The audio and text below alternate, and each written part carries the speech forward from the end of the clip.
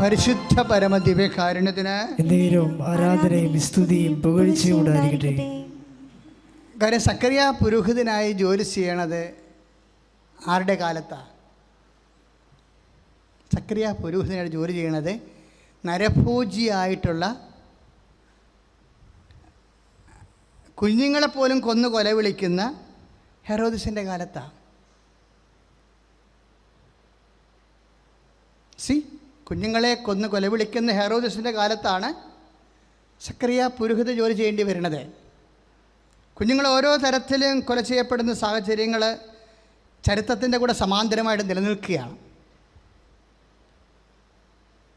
ലൂക്കായുടെ സുവിശേഷം 1:6 നമ്മൾ വായിക്കുമ്പോൾ അത് മനസ്സിലാകും.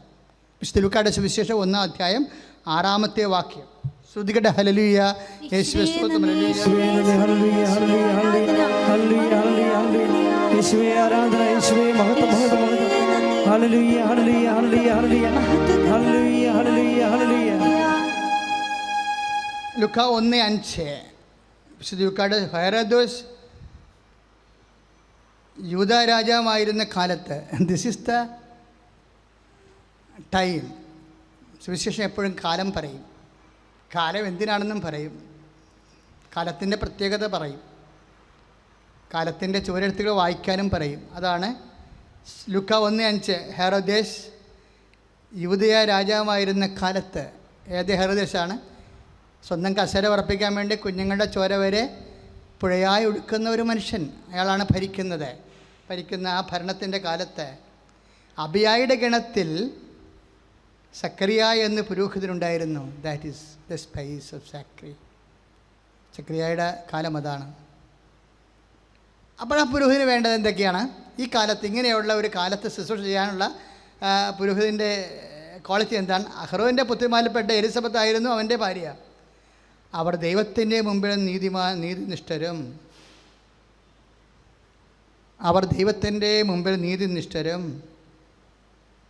അപ്പോൾ ദൈവത്തിൻ്റെ മുമ്പിൽ ഇങ്ങനെയുള്ള കാലങ്ങളിൽ ജോലി ചെയ്യുമ്പോൾ പൗരോഹിത്യ നീതിനിഷ്ഠയിലായിരിക്കണം. കർത്താവിൻ്റെ കൽപ്പനകളും കർത്താവിൻ്റെ കൽപ്പനകളും പ്രമാണങ്ങളും കുറ്റമറ്റ വിധം അനുസരിക്കുന്നവരുമായിരുന്നു. Praise the Lord. അപ്പോൾ ഒരു ക്വാളിറ്റേറ്റീവായിട്ടുള്ള ഒരു പ്രീസ്റ്റ്ഹുഡാണ് അദ്ദേഹം പ്രാക്ടീസ് ചെയ്തത്. പക്ഷേ അദ്ദേഹത്തിന് ചെറിയ പ്രശ്നം, ഒരു ഭൗതിക പ്രശ്നം ഉണ്ടായിരുന്നു. എന്താണ്? അടുത്ത വചനം ലൂക്ക 1:7. എന്താണ്? അവർക്ക് മക്കൾ ഉണ്ടായിരുന്നില്ല. അപ്പം അയാൾ നീതിമാനായിരുന്നു. നീതിയോടെ കുറ്റമറ്റ വിധം പ്രമാണങ്ങളും കൽപ്പനകളും എല്ലാം പാലിച്ച് ഒരു നല്ല പുരോഹിതനായിട്ടാണ് കർത്താവിൻ്റെ തിരുസേനയെ ശുശ്രൂഷ ചെയ്തത്. പക്ഷേ ഭൗതിക സാഹചര്യത്തിൻ്റെ പരാധീനത ഉണ്ടായിരുന്നു. സക്കറിയായുടെ കുഴപ്പം എന്താണ്? ഈ ഭാര്യ വയസ്സാകണത് വരെ അവൾ വന്ധ്യയാണല്ലോ, അത് നമ്മുടെ ദൈവഹിതമാണെന്നും പറഞ്ഞ ആ മനുഷ്യൻ സൈലൻ്റായിട്ട് അതിനെ അംഗീകരിച്ചു. കുറേ നാൾ പ്രാർത്ഥിച്ചു, പിന്നെ പ്രാർത്ഥനയെല്ലാം വിട്ടുകളഞ്ഞു. പ്രാർത്ഥിച്ചില്ല എന്ന് ബൈബിൾ പറഞ്ഞിട്ടില്ല. കാര്യം മാലാഖ വന്നിട്ട് സക്കറിയായോട് ആദ്യം പറയണത്, Zacharias, your prayer has been heard. നിൻ്റെ പ്രാർത്ഥന കേട്ടിരിക്കുന്നത്. അത് മീൻസ് വൺസ് ഒരു കാലത്ത് ഈ മനുഷ്യൻ പ്രാർത്ഥിക്കുമായിരുന്നു. ഈ അടുത്ത കാലത്ത് പ്രാർത്ഥിച്ചിട്ടില്ല. ഭാര്യ വന്ധ്യയായി വയസ്സായി കഴിഞ്ഞ് പിന്നെ ആ പ്രാർത്ഥന ആ മനുഷ്യൻ ഉപേക്ഷിച്ചു. That is the fault.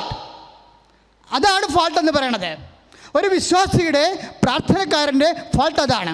ഒരു കാലത്ത് അവൻ പ്രാർത്ഥിക്കും, പിന്നീട് ആ കാലത്തിന് പ്രതികൂലമായ സാഹചര്യങ്ങൾ വന്നു കഴിയുമ്പോൾ പിന്നെ അവൻ പ്രാർത്ഥന മുടക്കി കഴിയും. പക്ഷേ മൈൻഡ് ഇറ്റ്, നിൻ്റെ ദൈവം ഏത് കാലത്തായാലും മറുപടി പറയണത് നിൻ്റെ കാലത്തായിരിക്കത്തില്ല, ദൈവത്തിൻ്റെ കാലത്താണ്. Because he's in our present.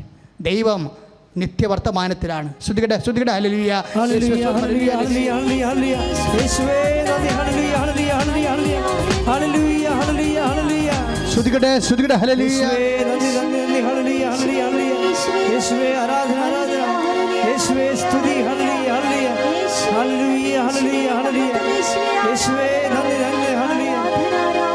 പരിശുദ്ധ പരമ ദിവ്യകാരുണ്യത്തിന് നിത്യസ്തുതിക്ക് യോഗ്യനായ പരിശുദ്ധ പരമ ദിവ്യകാരുണ്യത്തിന്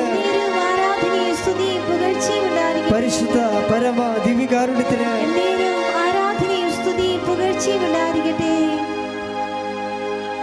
ആരാധന ആരാധന യേശുവേ ആരാധന ആരാധന ആരാധന യേശുവേ ആരാധന ആരാധന ആരാധന സ്നേഹമേ സ്നേഹമേ ആരാധന. സഖറിയ നമുക്ക് ഒരു പാഠമാണ് ശരിക്കും. എന്താ കാര്യം വെച്ചാൽ ഇപ്പോൾ നമ്മളും ഇതുപോലെയുള്ള ഒരു പ്രേയർ ദൈവതിരുസന്നിധിയിൽ വെക്കും. പക്ഷേ ഇപ്പോൾ വീടില്ല, സ്ഥലമില്ല. ഇപ്പോൾ നമ്മൾ ഉടമ്പടി എന്തുമാത്രം കാര്യം വെച്ചിരിക്കണേ? വീടില്ല, സ്ഥലമില്ല, മക്കളുടെ വിവാഹം, അതുപോലെ തന്നെ കുഞ്ഞുങ്ങളില്ലാത്തവർ, രോഗികൾ, ഇങ്ങനെ കുറേ കാര്യങ്ങൾ. ഇപ്പം ദൂതൻ എന്താണ് സക്കറിയയോട് പറയണത്? സക്കറിയ, നിൻ്റെ പ്രാർത്ഥന കേട്ടിരിക്കുന്നു. അതിൻ്റെ അർത്ഥം എന്താ? ഇപ്പോഴാണത് കേട്ടത്. പക്ഷേ ഇപ്പോഴത്തെ അവസ്ഥ എന്താ? എലിസബത്ത് വന്ധ്യയാണെന്ന് ആ മനുഷ്യൻ തിരിച്ചറിഞ്ഞു. അതിനുശേഷം കുറച്ചൊക്കെ പ്രാർത്ഥിച്ച് കാണും. ഇപ്പോഴെന്താ പ്രശ്നം? പ്രായം കവിഞ്ഞു പോയി. അപ്പോൾ പിന്നെ പ്രാർത്ഥന സ്റ്റോപ്പ് ചെയ്തു. ഈ വിശ്വാസത്തിൻ്റെ ഒരു പ്രശ്നം അതാണ്. നമ്മൾ ഒരിക്കലും പ്രാർത്ഥിച്ചിട്ട് അതിൻ്റെ നെഗറ്റീവ് സൈൻസാണ് നമ്മൾ കാണുന്നതെങ്കിൽ ഓട്ടോമാറ്റിക്കലായിട്ട് നമ്മൾ ഇത് ദൈവഹിതമായിരിക്കുമെന്ന് വിചാരിച്ചുകൊണ്ട് നമ്മൾ പ്രാർത്ഥന സ്റ്റോപ്പ് ചെയ്യും. 90% ഇഡിയറ്റ്സിനും സംഭവിക്കുന്നതാണ്. ദൈവത്തിൽ നമ്മൾ വിശ്വാസം ഉണ്ടെന്നൊക്കെ പറയുന്നുണ്ടെങ്കിലും നമുക്ക് പ്രത്യാശയില്ല. അതാണ് മാർപ്പാപ്പ ഇപ്പോൾ എഴുതിയിരിക്കുന്നത്, പ്രത്യാശയുടെ മാതാവേ എന്ന്. സക്കറിയയ്ക്ക് നീതിയുണ്ട്. അവൻ നീതിയിലാണ് ശുശ്രൂഷ ചെയ്തിരിക്കുന്നത്, വിശുദ്ധിയിലാണ് ശുശ്രൂഷ ചെയ്തിരിക്കുന്നത്. But he has lost his hope. അവന് പ്രത്യാശ പോയി. കാര്യം എന്താ പ്രത്യാശ പോയത്? അവന് വൈഫ് വന്ധ്യയാണെന്നറിഞ്ഞു, ഇപ്പോൾ വാർദ്ധക്യവും കയറി മുടിഞ്ഞു, അതുകൊണ്ട് പ്രത്യാശ പോയി. പക്ഷേ ദൈവത്തിൻ്റെ തിരുസന്നിധിയിൽ ഏറ്റവും വലിയ കരുണ കഴിഞ്ഞാൽ വർക്കൗട്ട് ചെയ്യണ ഒന്നാണ് നമുക്ക് ദൈവത്തോട് വേണ്ടത്. ദൈവത്തിന് നമ്മളോടുള്ളത് കരുണയും, കരുണയുള്ള ദൈവത്തിനോട് നമുക്ക് വേണ്ടത് പ്രത്യാശയുമാണ്. അപ്പോൾ ആ പ്രത്യാശ, അതാണ് മാർപ്പാപ്പ രണ്ടും എടുത്തിരിക്കണത്, കരുണയും എടുത്ത് പ്രത്യാശയും എടുത്ത്. എന്ന് വെച്ച് കഴിഞ്ഞാൽ കരുണ ദൈവത്തിന് നമ്മളോട് കാണിക്കാനുള്ളത്, അതിന് നമ്മൾ ദൈവത്തിൻ്റെ ചുറ്റും വട്ടം വരക്കരുത്. കരുണയ്ക്ക് കാലം നിശ്ചയിക്കുന്നതാണ് നമ്മുടെ ആധ്യാത്മികതയുടെ ഒരു പരാധീനത. കരുണയ്ക്ക് കാലമില്ല. കാരണം കരുണയുടെ അങ്ങേത്തലക്കുള്ള ദൈവത്തിന് കാലമില്ലാത്തത് കൊണ്ടാണ് അങ്ങനെ സംഭവിക്കുന്നത്. അപ്പോൾ ദൈവത്തിന് ഏത് കാലവും ഉപയോഗിക്കാം. ഇപ്പോഴും ഉപയോഗിച്ചിരിക്കുന്ന കാലം എലിസബത്തിന് 75-ാമത്തെ വയസ്സാണ് ഉപയോഗിച്ചിരിക്കുന്നത്. എന്തൊരു സംഭവമാണ്! അപ്പോഴേ എന്താ പറ്റിയെന്ന് വെച്ച് കഴിഞ്ഞാൽ 75-ാമത്തെ വയസ്സിലാണ് ഈ കേസ് കെട്ട് എടുത്തിരിക്കുന്നത്. ദൈവം മാലാഖയെ വിട്ടിട്ട് നിനക്കൊരു പുത്രൻ ജനിക്കുമെന്ന് പറയണത്. അപ്പോഴേ ഈ മനുഷ്യൻ വിശ്വാസം, പ്രത്യാശ പോയെന്ന് മാത്രമല്ല വിശ്വാസവും പോയായിരുന്നു. ഇതാണ് പൗരോഹിത്യത്തിൻ്റെ ഒരു പരാധീനതയെന്ന് ഞാൻ നേരത്തെ പറഞ്ഞത്. ബുദ്ധിപരമായിട്ട് എല്ലാ കാര്യങ്ങളും അറിയാം, പക്ഷേ പ്രായോഗികമായിട്ട് നമ്മൾ വിശ്വാസവന്ധ്യത്വമുള്ളവരായിട്ട് മാറും. കാര്യം എന്താണ്? എൻ്റെ വൈഫ്, അവൾ പ്രായം കവിഞ്ഞാലും എൻ്റെ കർത്താവിന് അവൾക്കൊരു കുഞ്ഞിനെ കൊടുക്കാൻ, എന്നിലൊരു കുഞ്ഞിനെ കൊടുക്കാൻ കഴിയുമെന്നുള്ള വിശ്വാസം കൂടി പുരോഹിതന് ആവശ്യമാണ്. അതാണ് പ്രശ്നം.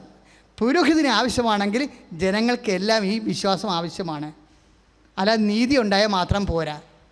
സക്കറിയ നീതിയുള്ളവനായിരുന്നു, സക്കറിയ വിശുദ്ധിയുള്ളവനായിരുന്നു. പക്ഷേ എന്നാ പറ്റും? He has no practical faith. വന്ന് നിൽക്കാൻ കൃപ തന്ന ദൈവത്തിനും അമ്മ മാതാവിനും കോടാനുകോടി നന്ദി പറയുന്നു. എൻ്റെ പേര് സിൽവി. ഞാൻ കണ്ണൂർ ജില്ലയിൽ ഇരിട്ടിയിൽ ഉവാപ്പള്ളി എന്ന നാട്ടിൽ നിന്ന് വരുന്നു. ഞാൻ എടത്തൊട്ടി ഇടവകാംഗമാണ്. ഞാൻ അതിനു മുന്നേ എടത്തൊട്ടിയിൽ ആകുന്നതിന് മുന്നേ ഞാൻ താമസിച്ചുകൊണ്ടിരുന്നത് മണിക്കടവിലായിരുന്നു. അപ്പം മണിക്കടവിൽ നിന്നൊരു ചേച്ചി എന്നോട് പറഞ്ഞിട്ടുണ്ടായിരുന്നു, ആലപ്പുഴയിലെ കൃപാസനം എന്ന് പറയുന്നൊരു സ്ഥലത്ത് മാതാവ് പ്രത്യക്ഷപ്പെട്ട ഒരു പള്ളിയുണ്ട്, അവിടെ പോയി പ്രാർത്ഥിച്ചാൽ നല്ലതായിരുന്നു. ആ സമയത്ത് എനിക്കൊരു വേറൊരു കാര്യം കൊണ്ട് നടുവിന് തളർന്നു പോയൊരു സംഭവം ഉണ്ടായിരുന്നു. അത് കഴിഞ്ഞ് ഞാൻ അത് മാറി കിട്ടി. അപ്പോഴാണ് ആ ചേച്ചി എന്നോട് പറയുന്നത്, നീ ഇങ്ങനെ എപ്പോഴെങ്കിലും സമയം കിട്ടിയെങ്കിൽ നീ ഒന്ന് ആലപ്പുഴ പോകണമെന്ന് പറഞ്ഞത്. ആ സമയത്ത് ഞാൻ ഒരു ഷോപ്പിൽ വർക്ക് ചെയ്തുകൊണ്ടിരിക്കുകയായിരുന്നു. അന്നേരം എനിക്ക് അവിടെ നിന്ന് ലീവ് കിട്ടുന്ന ഒരു പ്രശ്നം ഉണ്ടായിരുന്നു. ഷോപ്പിൻ്റെ ഉടമ എപ്പോഴും വരാറില്ല. അപ്പോൾ അത് ലീവാക്കി പോരാൻ പറ്റിയില്ല. ഞായറാഴ്ച ഒരു ദിവസം എനിക്ക് ലീവുള്ളൂ. ആ ദിവസം എനിക്ക് കുടുംബശ്രീ അങ്ങനെയൊക്കെ ഉണ്ട്. അതുകൊണ്ട് ഞാനിങ്ങനെ ഓരോ കാര്യം പറഞ്ഞിങ്ങനെ ഓരോ പ്രശ്നം കൂടി ഞാനിങ്ങനെ അത് മാറ്റി കൊണ്ടുപോയിക്കൊണ്ടിരുന്ന സമയത്ത് ഞങ്ങൾ താമസിച്ചുകൊണ്ടിരുന്ന വീട് പിന്നെ വഴിയില്ലാത്ത ഒരു സ്ഥലത്തായിരുന്നു വീട്. അതൊരു ചെറിയ വീടായിരുന്നു, ഇച്ചിരി പഴക്കമുള്ള വീടായിരുന്നു. അപ്പോൾ എപ്പോൾ മഴ പെയ്യുമ്പോഴും ഞാൻ ഷോപ്പിൽ നിന്ന് വരുമ്പോൾ എൻ്റെ വീട്ടിൽ ഞാനും മോനും മാത്രമേ ഉള്ളൂ. മോൻ ജോലി സ്ഥലത്താണ്, ഞാൻ മാത്രമേ ഉള്ളൂ. ഞാൻ വരുമ്പോൾ ഇങ്ങനെ ആ വീടിൻ്റെ സെൻട്രൽ ഹാളിൽ നിന്ന് ഇങ്ങനെ വെള്ളം ഒഴുകുന്ന ഒരു സംഭവമുണ്ട്. ഞാൻ കഥ തുറന്ന് കയറുമ്പോൾ ഞാൻ കാണുന്നത് വെള്ളം ഒഴുകുന്നതായിരിക്കും. അപ്പോൾ ഞാനിങ്ങനെ പ്രാർത്ഥിക്കുന്നു, എൻ്റെ ഈശോ എനിക്ക് നനയാത്ത ഒരു വീട്ടിലൊന്ന് വന്ന് കയറാനുള്ള ഒരു ഇട തരണേന്ന്. അന്നേരം ഞാൻ ഒരു പ്രാവശ്യം ചേച്ചി വിളിച്ച് കഴിഞ്ഞപ്പോൾ എന്നോട് പറഞ്ഞു, നീ എന്തായാലും ഒന്ന് ഈ കൃപാസനത്തിൽ പോകുമെന്ന് പറഞ്ഞു. ഞാനിവിടെ 2019 ഒക്ടോബറിൽ വന്ന് ഞാൻ കൃപാസനത്തിൽ വന്ന് ഞാൻ ഉടമ്പടി എടുത്ത് വെച്ച് ഫസ്റ്റ് നിയോഗം ഇതായിരുന്നു, ഞാനിപ്പോൾ ഈ താമസിക്കുന്ന വീട് സ്ഥലം എനിക്ക് വിൽക്കാൻ പറ്റണം. കാരണം എന്താ വെച്ചാൽ അവിടെ വഴിയില്ല. അവിടെ ഒരു വീട് വെക്കുകയെന്ന് പറഞ്ഞാൽ അത്ര എളുപ്പമല്ല. സാധനം കൊണ്ടുവന്ന് ചെയ്യുമ്പോൾ അത് ഭയങ്കര ബുദ്ധിമുട്ടായിരുന്നു. പിന്നെ വീട്ടിൽ വേറെ ആളില്ലാത്തത് കൊണ്ട് ഞാനൊരു ബ്രോക്കറെ ഏൽപ്പിച്ചാൽ അവരതിനകത്ത് ഭയങ്കരമായിട്ട് കമ്മീഷൻ മേടിക്കുമെന്ന് എനിക്കറിയാം. അപ്പോൾ ഞാൻ മാതാവിനോട് പറഞ്ഞിട്ടുണ്ട്, മാതാവേ ഒരു ബ്രോക്കർ ഇല്ലാണ്ട് എനിക്ക് വീട് സ്ഥലം നേരിട്ട് വിൽക്കാൻ പറ്റണം, കാരണം അത്രയും കൂടെ പൈസ എനിക്ക് കിട്ടുമല്ലോ എന്ന്. അതുപോലെ തന്നെ എനിക്ക് 6 മാസത്തിനുള്ളിൽ ആ വീട് സ്ഥലം നമ്മുടെ തൊട്ടടുത്തുള്ള വീട്ടുകാർക്ക് തന്നെ കൊടുക്കാൻ സാധിച്ചു. അപ്പോൾ എനിക്ക് ആ നാട്ടിൽ ഞാനൊരു സേഫായിരുന്നു. കാരണം അവിടെയുള്ള ആൾക്കാരായിട്ട് ഞാൻ നല്ലപോലെ ഇടപഴകി. ഞാൻ തന്നെ നിൽക്കുന്നുണ്ടെങ്കിൽ എന്ത് ആവശ്യത്തിന് അവർ വരുമായിരുന്നു. അത് പിന്നീട് ഞാനിവിടെ വന്ന് നിയോഗം വെച്ചത് ആ നാട്ടിൽ തന്നെ എനിക്കൊരു സ്ഥലം എടുക്കാൻ പറ്റണം. അപ്പം ഞാനിങ്ങനെ നടന്നു പോകുന്ന വഴിക്ക് ഒരു ചെറിയ സ്ഥലം കഷ്ണം ഇങ്ങനെ കാണുമായിരുന്നു. ഇവിടുന്ന് കിട്ടിയ ഉപ്പ് എൻ്റെ കൈവശം ഉണ്ടായിരുന്നു. അപ്പോൾ ഈ ചേച്ചി എന്നോട് പറഞ്ഞു, നീ ആ പോകുമ്പോൾ ശകലം ഉപ്പ് ഇട്ടിട്ട് നീ ഒന്ന് വിശ്വാസ പ്രമാണം ചൊല്ലി പ്രാർത്ഥിക്കുക. ആ സ്ഥലത്തിന് നിനക്ക് താല്പര്യം ഉണ്ടെങ്കിൽ ആ സ്ഥലം നിനക്ക് തന്നെ ഒന്ന് കിട്ടണമെന്ന് പറഞ്ഞ് നീ പ്രാർത്ഥിക്കാൻ പറഞ്ഞു. ഞാനങ്ങനെ കടയിലോട്ട് പോകുന്ന വഴിക്ക് ഞാൻ ഈ ഉപ്പ് ഇച്ചിരി ഇടും, ആരും കാണാണ്ട് ഇടും, വിശ്വാസ പ്രമാണം ചൊല്ലി ഞാൻ പോകും. എന്നിട്ട് ഞാൻ ഈ സ്ഥലത്തിൻ്റെ ഉടമയോട് ചെന്ന് അതും ഞാൻ നേരിട്ട് തന്നെ ചെന്ന് ചോദിച്ചു. അപ്പോൾ ഞാൻ പ്രാർത്ഥിക്കുമ്പോൾ വൈകുന്നേരത്തെ സന്ധ്യാപ്രാർത്ഥന സമയത്ത് മാതാവിൻ്റെ പ്രാർത്ഥന ചെല്ലുന്ന സമയത്ത് ഞാനിങ്ങനെ പ്രാർത്ഥിക്കും, മാതാവ് ഇതും ബ്രോക്കറൊന്നും ഇല്ലാണ്ട് എനിക്ക് ചെയ്യാൻ പറ്റണം, കാരണം അവർക്കൂടെ കൊടുക്കാനുള്ള പൈസ എൻ്റെ അടുത്തില്ല, എൻ്റെ അവസ്ഥ അറിയാമല്ലോ എന്നെല്ലാം പറഞ്ഞ് ഞാൻ പ്രാർത്ഥിക്കും. അതുപോലെ തന്നെ ആ ചേട്ടനുമായിട്ട് നേരിട്ട് കണ്ടു. ഞാൻ അവരുമായിട്ട് സംസാരിച്ചു. ആ സ്ഥലം ഞങ്ങൾക്ക് എടുക്കാൻ പറ്റി കഴിഞ്ഞപ്പോൾ ഞങ്ങളുടെ ഈ മുഴുവൻ പൈസയില്ല വീട് വെക്കണമെങ്കിൽ. അതിന് ശേഷം ഞാൻ ലോണിന് വേണ്ടിയിട്ട് കയറി ഇറങ്ങുന്ന സമയത്ത് എനിക്ക് സിവിൽ സ്കോറിൻ്റെ ഒരു പ്രശ്നമുണ്ട്. ബാങ്കിൽ നിന്ന് ലോൺ കിട്ടുമ്പോൾ അവർ പറഞ്ഞു ഇത്ര സിവിൽ സ്കോർ ഉണ്ടെങ്കിൽ തരാൻ പറ്റുള്ളൂ എന്ന് പറഞ്ഞു. അന്നേരം ഞാനിതുപോലെ പ്രാർത്ഥിച്ച് കഴിഞ്ഞപ്പോൾ എന്നോട് ആ ചേച്ചി പറഞ്ഞു, നീ ഈ ഡോക്യുമെൻറ്റിലെല്ലാം ആ ഉപ്പോ അല്ലെങ്കിൽ ഉടമ്പടി തൈലോ തൊട്ടിട്ട് പ്രാർത്ഥിച്ച് കഴിഞ്ഞിട്ട് നീ അവരുടെ അടുത്ത് ഒന്നുകൂടെ ചെന്ന് ആ മാനേജറെ ചെന്ന് കാണാൻ പറഞ്ഞു. ഞാൻ അങ്ങനെ 3ാമത്തെ പ്രാവശ്യം ചെന്ന് കഴിഞ്ഞപ്പോൾ മാനേജർ പറഞ്ഞു, ഒരു കാര്യം ചെയ്യാം, ലോണ് മകൻ്റെ പേരിൽ തരാം, അന്നേരം പിന്നെ കുഴപ്പമില്ല എന്ന് പറഞ്ഞു. അങ്ങനെ ഈ ഉടമ്പടി ഉപ്പും തൈലവും വെച്ച് ഞാൻ പ്രാർത്ഥിച്ചതിൻ്റെ ഫലമായിട്ട് ഞങ്ങൾക്ക് ലോണ് പ്രശ്നമൊന്നും അല്ലാണ്ട് കിട്ടി. എനിക്ക് നല്ലൊരു വീട് പണിയാൻ പറ്റി കഴിഞ്ഞപ്പോഴുള്ള ഒരു ബുദ്ധിമുട്ട് എന്നാന്ന് വെച്ചാൽ സ്ഥലം നീളത്തിലുള്ള ഒരു സ്ഥലമായിരുന്നു. അപ്പം താഴത്തെ നിലയിൽ 2 റൂം എടുക്കാനുള്ള ഇടയില്ല, മുകളിൽ വേണമായിരുന്നു റൂം എടുക്കാനായിട്ട്. അന്നേരം അതിനുള്ള പൈസയും കൂടെ ഇല്ലാത്തത് കൊണ്ട് അത് പയ്യെ എടുക്കാമെന്ന് പറഞ്ഞ് ഞങ്ങൾ താഴത്തെ നില അവിടെ നിർത്തി മുകളിലത്തെ നില എടുക്കാണ്ട് വെച്ചു. ആ സമയത്ത് നമുക്ക് കിണറില്ല, ഈ കാലി സ്ഥലം മാത്രമായിരുന്നു ഞാൻ മേടിച്ചത്.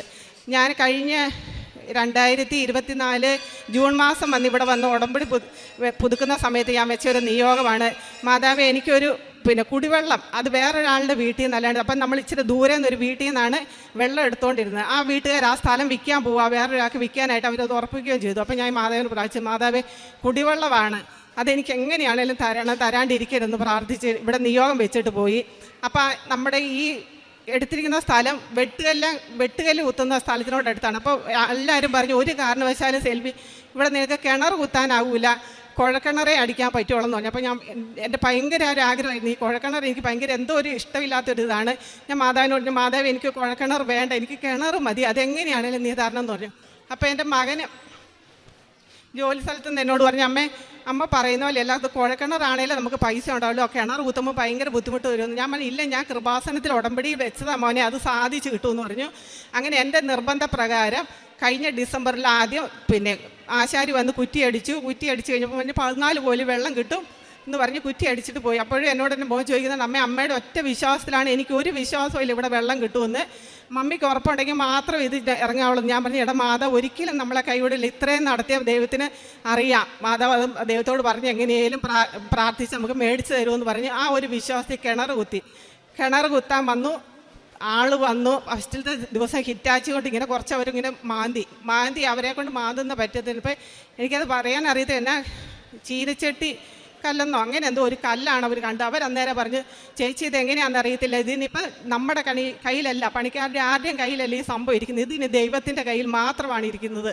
അന്നേരം ഞാൻ ഇങ്ങനെ എൻ്റെ കണ്ണിക്കൂടെ രണ്ടും കൂടെ ഇങ്ങനെ ഞാൻ പൊട്ടി കരയുവാണ്, അവിടെ തിന്നാൻ നിന്നിട്ട് കരയുവാണ്. എൻ്റെ മാതാവ്, ഞാനിനി എന്നാ ചെയ്യേണ്ടത്, ഒരാളില്ല ആശ്രയത്തിന്. ഞാൻ ഇങ്ങനെ പറഞ്ഞു, മാതാവേ നിനക്ക് മാത്രമേ പറ്റുള്ളൂ, കാരണം ഇത്ര തുകയും നമ്മുടെ കയ്യിലുള്ളൂ, ഇതിനെന്ത് ചെയ്യണം നമുക്കറിയില്ല. അതായത് നമുക്ക് 7.5 സെൻറ്റ് സ്ഥലമാണ് മേടിച്ചിരിക്കുന്നത്. ആ 7 സെൻറ്റ് സ്ഥലത്തിൻ്റെ അകത്ത് ഈ മണ്ണാണ് എടുത്ത് നമ്മൾ വേറൊരു കുഴിക്കകത്തോട്ടാണ്, തൊട്ടപ്പുറത്തൊരു വെട്ടുവെല്ലാം കുഴിയാണ്, അങ്ങോട്ടാണ് ഇടുന്നത്. ഇത് മൂടാനും പറ്റിയാലും ഒന്നും പറ്റാത്ത അവസ്ഥ തരാമെന്ന് പറഞ്ഞ് പ്രാർത്ഥിച്ചു. പെട്ടെന്ന് എനിക്ക് ഓർമ്മ കിട്ടി, ഇവിടുന്ന് ഉടമ്പടി തൈൽ എടുത്തുകൊണ്ട് ഞാൻ കൊടുത്തിട്ട് ഞാൻ പറഞ്ഞു, ഇത് അപ്പം എനിക്ക് ഇറങ്ങാൻ പറ്റുന്ന താഴ്ചയിൽ അതിലും കുറച്ചുകൂടി അങ്ങ് താന്നായിരുന്നു കിറ്റാച്ചിയോട് മാതിപ്പം തന്നെ. എന്നിട്ട് ഞാൻ പറഞ്ഞു, നിങ്ങളൊന്ന് ഈ ഉടമ്പടി തൈൽ എടുത്തിട്ട് കുരിച്ച് വരയ്ക്കുക, ഞാൻ ഇവിടുന്ന് മുട്ടുകുത്തി പ്രാർത്ഥിക്കാമെന്ന് പറഞ്ഞു. അങ്ങനെ പ്രാർത്ഥിച്ചു. പിന്നെ ഈ മിഷ്യൻ വെച്ച്, എനിക്കത് പറയാൻ തന്നെ കംപ്രസറോ അങ്ങനെ എന്തോ ഒരു സാധനം വെച്ച് എല്ലാ ദിവസവും ഇതുപോലെ തന്നെ അവർ തൈലം വെച്ച് കുരിശ് വരയ്ക്കും, ഞാൻ മുട്ടുകുത്തിയെന്ന് പ്രാർത്ഥിക്കും. അങ്ങനെ ഈ കിണർ കുത്തിക്കൊണ്ട് നിന്ന സമയത്താണ് കഴിഞ്ഞ ഡിസംബറിൽ മഴ പെയ്യുന്നത്. ഭയങ്കര മഴ പെയ്തു. അപ്പം കിണർ കുത്തങ്ങ് നിർത്തി വെച്ചു. കുറച്ച് വെള്ളമൊക്കെ കണ്ടു കഴിഞ്ഞപ്പോൾ ഞങ്ങൾ ഭയങ്കരമായിട്ട് സന്തോഷിച്ചു.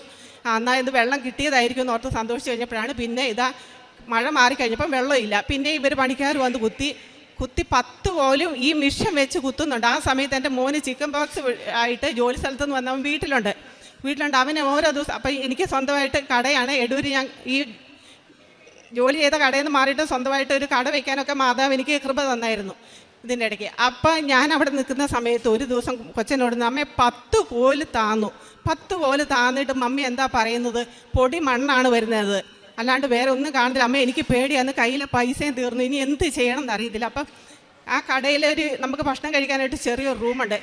കടയുടെ പുറത്ത് നിന്ന് കരഞ്ഞിട്ടുണ്ടെങ്കിൽ ജനം കാണും, എന്താ കരയുന്നതെന്ന് ചോദിക്കും. അപ്പോൾ അവർക്കോട് ഇത് പറയുമ്പോൾ അവർക്ക് ചിലപ്പോൾ ഒരു പുച്ഛം തോന്നുള്ളൂ. ഞാൻ വേഗം ഈ കാശുരവും കൊണ്ട് ആ കടയ്ക്കകത്ത് കയറുന്നിട്ട് ഞാനൊരു ആദ്യമായിട്ടാണ് അത്രയും ചങ്ക് പൊട്ടി ഞാൻ കരയുന്നത്. എൻ്റെ മാതാവേ എന്ത് ചെയ്യണമെന്ന് അറിയത്തില്ല. വീടിൻ്റെ തൊട്ട് മുറ്റത്താണ് ഈ കുഴി, ഇത്രയും 10 കോല് താന്ന ആ കുഴി, അതിനി എങ്ങനെ ഞാൻ മൂടാണ്ടിരിക്കും, എന്ത് ചെയ്യണം, നിനക്ക് മാത്രമേ എൻ്റെ മോനെ രക്ഷിക്കാൻ പറ്റുള്ളൂ, നിന്നിൽ വിശ്വസിച്ചിട്ടാണ് ഞാനിത് പോകുന്നത്. എനിക്കറിയത്തില്ല ഞാൻ അന്നെന്തെല്ലാം എൻ്റെ അമ്മയോട് പറയുന്ന പോലെ തന്നെ, എൻ്റെ മരിച്ചുപോയ അമ്മയോട് ഞാനൊരു ആവലാതി പറയുന്ന പോലെ തന്നെ കുറേ ഞാൻ കരഞ്ഞു പ്രാർത്ഥിച്ചു.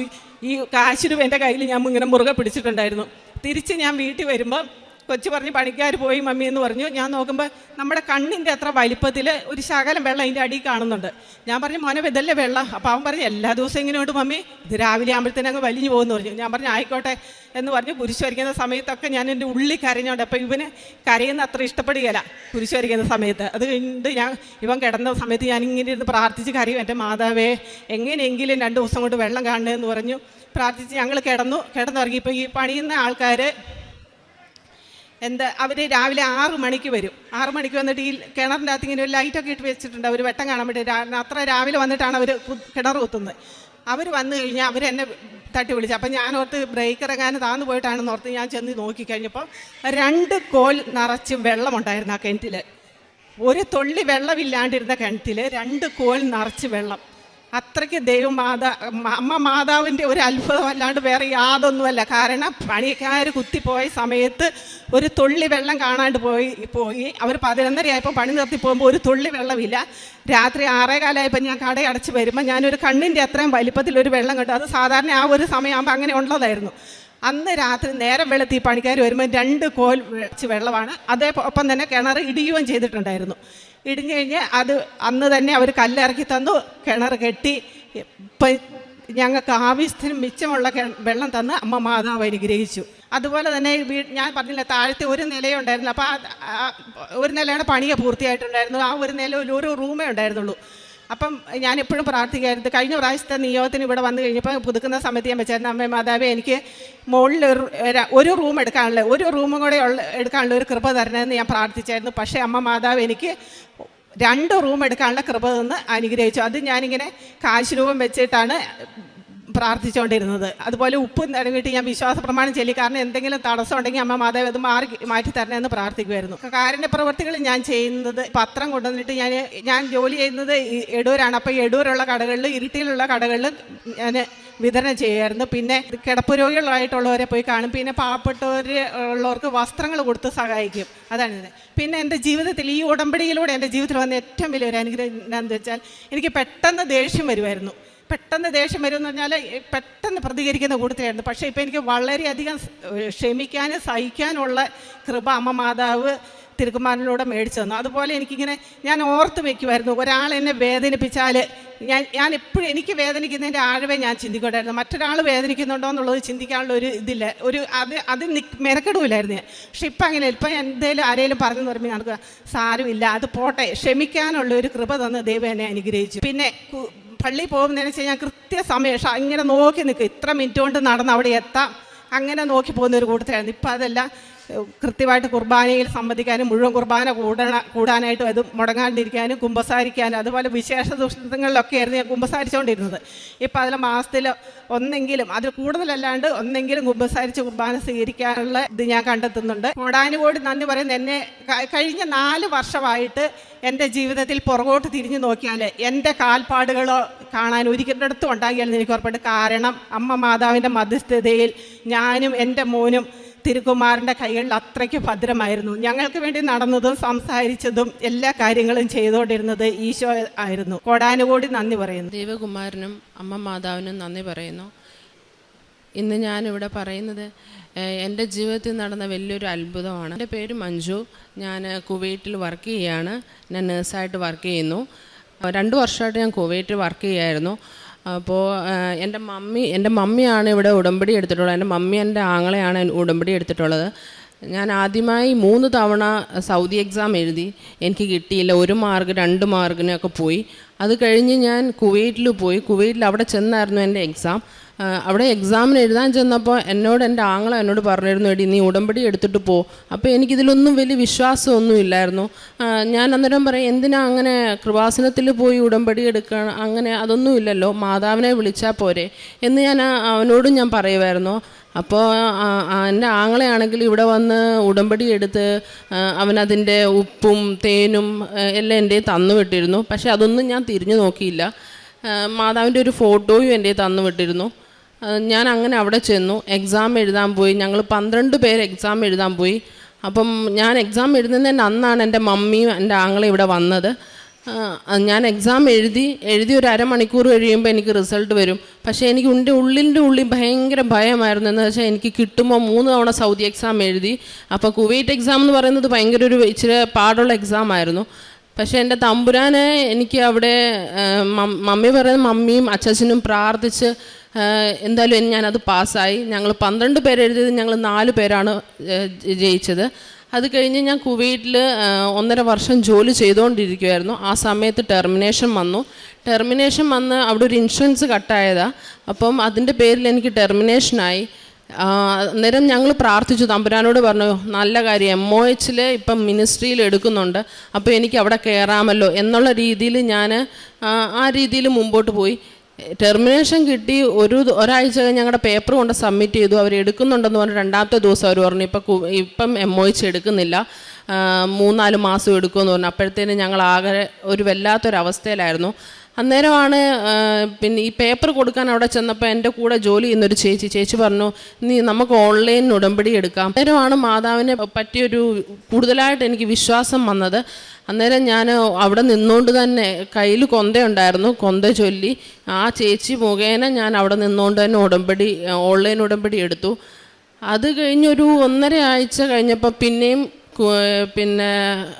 എല്ലാവരും പറയുന്നു ഇനി സെപ്റ്റംബർ ആവും ഒത്തിരി ലേറ്റാവും, നമുക്ക് എന്ത് ചെയ്യണമെന്നറിയത്തില്ല. അപ്പോഴും ഞങ്ങൾ ഉറച്ച വിശ്വാസത്തോടെ, അന്നേരം എനിക്ക് വിശ്വാസം കൂടി, മാതാവിനോടുള്ള വിശ്വാസം കൂടി, കൃപാസനത്തോടുള്ള വിശ്വാസം കൂടി. ഞാനപ്പോൾ എന്നും പ്രാർത്ഥിക്കുമായിരുന്നു.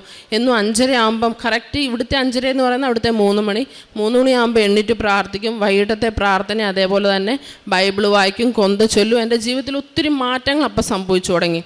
അത് കഴിഞ്ഞിട്ട് ഒരു 2 മാസം കഴിഞ്ഞപ്പോഴത്തേന് പിന്നെയും കേൾക്കുന്നു 3 മാസമെന്ന് പറഞ്ഞത് എളുപ്പമെന്ന് അവർ അടുത്ത ഇത് തുടങ്ങിയെന്ന്, പേപ്പർ വർക്ക് പിന്നെ മിനിസ്ട്രിയിലേക്ക് എടുക്കുന്നു എന്ന് പറഞ്ഞു.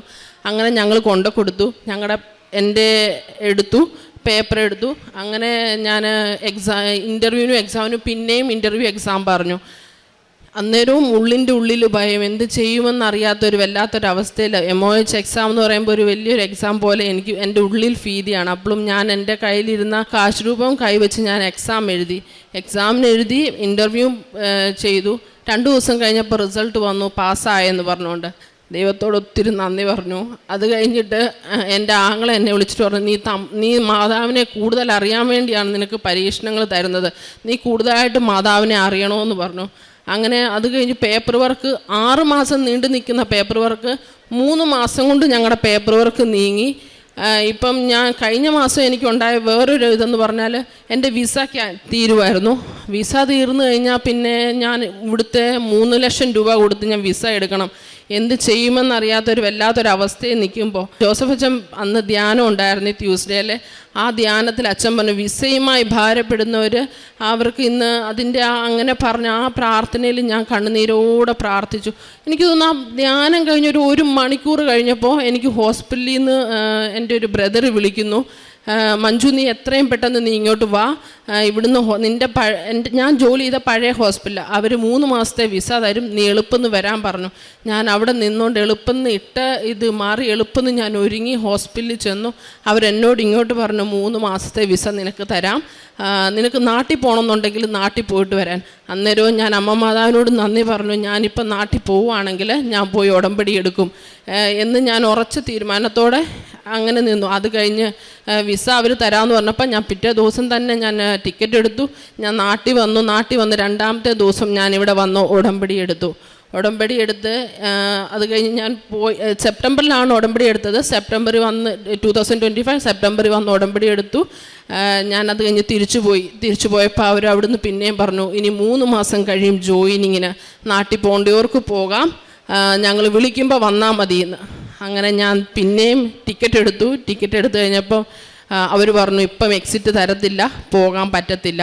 അന്നേരവും ഞാൻ ഒത്തിരി ഭാരപ്പെട്ടു, മാതാവേ എന്താ ഇത്, ഓരോ കാര്യങ്ങൾ മുമ്പോട്ട് നീങ്ങുമ്പോഴും പിന്നെ അതിൽ തടസ്സങ്ങൾ വരുന്നു. അന്നേരവും ഞാൻ മുറുകെ പിടിച്ചു പ്രാർത്ഥിച്ചു. എൻ്റെ കയ്യിൽ അന്നേരം കാശ് രൂപം ഉണ്ടായിരുന്നു. ഞാൻ കാശ് രൂപം മുറുകെ പിടിച്ചു പ്രാർത്ഥിച്ചു. പിന്നെ അത് കഴിഞ്ഞ് എന്നോട് പറഞ്ഞു, എനിക്ക് ഫോൺ വന്നു, മഞ്ജു എളുപ്പമെന്ന് വാ, എക്സിറ്റ് പേപ്പർ തരാമെന്ന്. അങ്ങനെ ഞാൻ എക്സിറ്റ് പേപ്പർ മേടിച്ചു. ഞാനിവിടെ എത്തി. 3 മാസം ജോയിനിങ്ങിൽ ലേറ്റ് ആവുമെന്ന് പറഞ്ഞത് ഇപ്പം മിഞ്ഞാന്ന് എന്നെ വിളിച്ചിട്ട് പറഞ്ഞു, ചിലപ്പോൾ ബുധനാഴ്ചത്തേക്കിന് ജോയിനിങ് ആവും, തിങ്കളാഴ്ച ആകുമ്പോഴത്തേന് കയറി വരണമെന്ന്.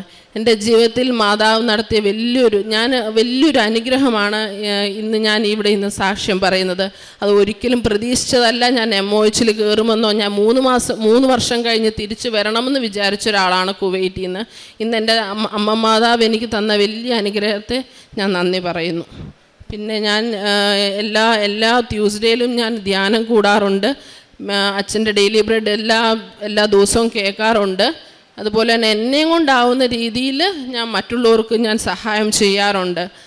ദൈവമാതാവിന് നന്ദി പറയുന്നു. ഞാൻ ഇവിടെ വന്ന് ഉടമ്പടി എടുത്തു കഴിഞ്ഞ് ഇവളെ പിന്നെ പോയി കഴിഞ്ഞാൽ ഇവിടെ ഞങ്ങൾ രണ്ടും കൂടെ വന്ന് ഉടമ്പടി എടുത്ത് അതിൻ്റെ തലേന്നായിരുന്നു ഇവക്ക് പിന്നെ ടെസ്റ്റ്. ഞങ്ങളിവിടെ വന്ന് ഉടമ്പടി എടുത്തു. ഇവിടെ കൂടെ താമസിച്ച 2 പിള്ളേരായിരുന്നു. 2 പിള്ളേരിൽ ഇവക്ക് കിട്ടി, മറ്റോക്ക് കിട്ടിയില്ല. അങ്ങനെ ഇവൾ 1.5 വർഷത്തോളം ജോലി ചെയ്തു. അത് കഴിഞ്ഞ് ജോലി ഇപ്പം പോയി കഴിഞ്ഞ് പിന്നെ അവൾക്ക് ഗവൺമെൻറ്റിലേക്ക് കിട്ടി. ദൈവമാതാവിന് നന്ദി പറയുന്നു. അവൾ 1.5 വർഷത്തോളം ജോലി ചെയ്ത ആ ഹോസ്പിറ്റലിൽ നിന്ന് ദൈവകൃപയെ അവളെ പറഞ്ഞു വിട്ടെങ്കിലും 3 മാസത്തെ ശമ്പളവും 3 മാസം അവൾ അവിടെ നിൽക്കാനുള്ള അനുഗ്രഹവും കൊടുത്തു. അതോടുകൂടി അവൾ അവിടുന്ന് ജോലി അവൾക്ക് അവിടെ വെച്ച് കണ്ടുപിടിക്കാനുള്ള ദൈവ അനുഗ്രഹവും ദൈവം അവൾക്ക് കൊടുത്ത് അവൾ ഇപ്പം ജോലിയിലേക്ക് പ്രവേശിക്കാൻ ബുധനാഴ്ച അവൾ തിങ്കളാഴ്ച പോവുക, ജോലിയിലേക്ക് കയറുവാൻ ദൈവമാതാവ് സഹായിക്കട്ടെ എന്ന് ഞാൻ പ്രാർത്ഥിക്കുന്നു.